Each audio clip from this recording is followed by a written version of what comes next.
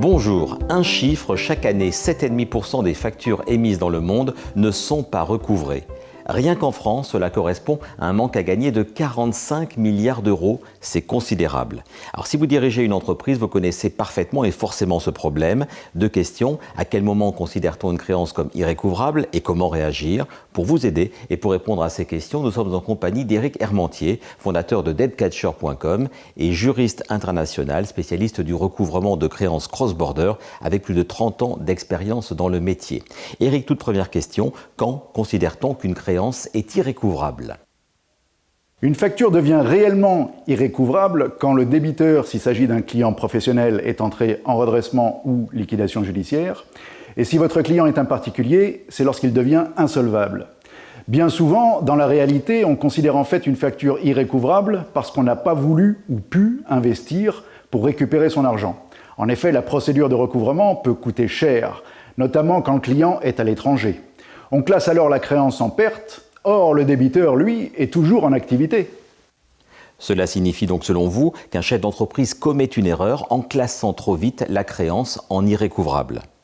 En effet, le chef d'entreprise a tendance à vouloir se débarrasser trop vite des créances clients pour éviter une longue et coûteuse procédure de recouvrement.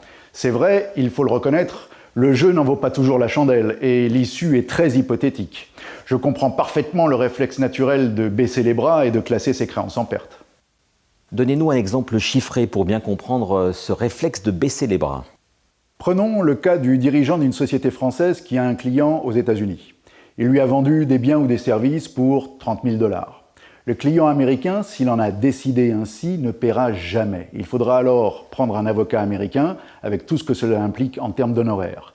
Et même si, au final, un tribunal donne un jugement favorable à l'entreprise française, il faudra ensuite faire exécuter ce jugement.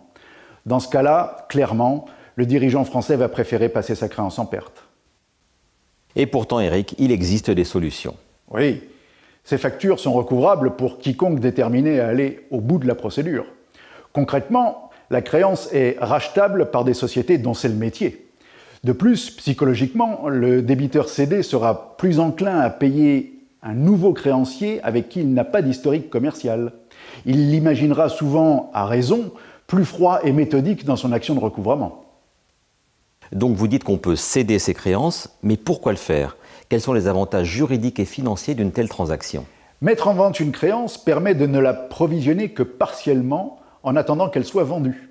Cela présente le grand avantage de préserver le résultat et les bénéfices de votre entreprise. Si vous ne trouvez aucun acquéreur dans l'année, le reste de la provision sera passé l'année suivante. Une créance est un actif qui se cède, se vend, et de cette manière sort de votre bilan. Aussi, et ce n'est pas la moindre des choses, vendre sa créance vous permet de récupérer du cash immédiatement.